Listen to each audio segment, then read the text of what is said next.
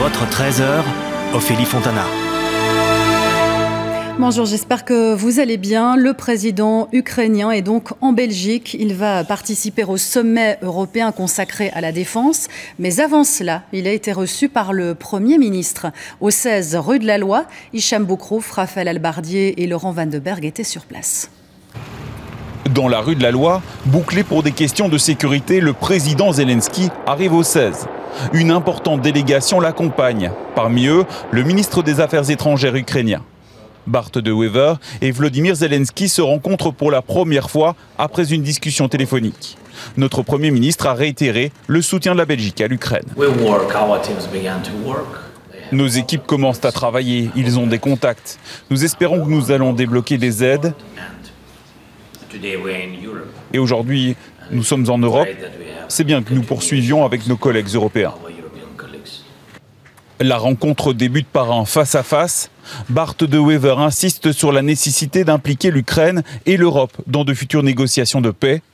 Le ministre de la Défense se joint ensuite à la réunion. Très chaleureux.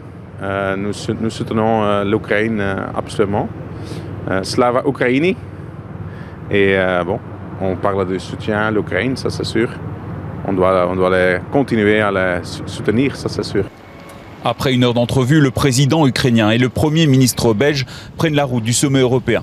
Les deux hommes ont prévu un déplacement en Ukraine dès que cela serait possible. En effet, direction le quartier européen donc pour ce sommet extraordinaire, un sommet convoqué dans l'urgence pour afficher le soutien à l'Ukraine justement suite aux décisions des États-Unis. Annick Capel, vous êtes sur place. Les dirigeants européens vont devoir faire des choix en termes de défense. Oui, face à une Russie hostile, face à des États-Unis imprévisibles, l'Europe doit assurer sa propre sécurité. C'est le message fort porté par les dirigeants européens réunis ici à Bruxelles. L'Europe de la défense doit enfin voir le jour et ça passera par un réarmement massif.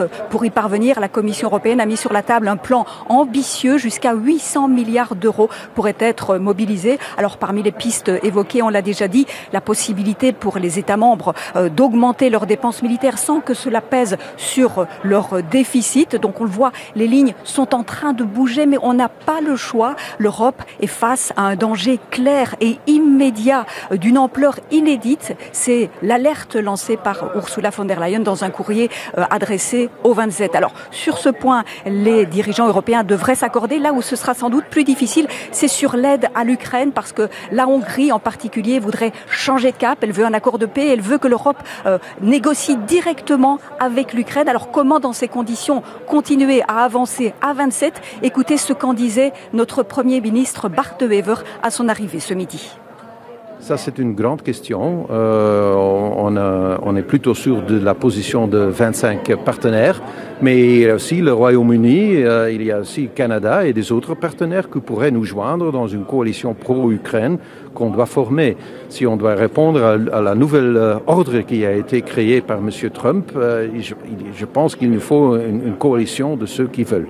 Est-ce que vous pensez qu'il faut, comme le réclame M. Orban, négocier directement avec la Russie ?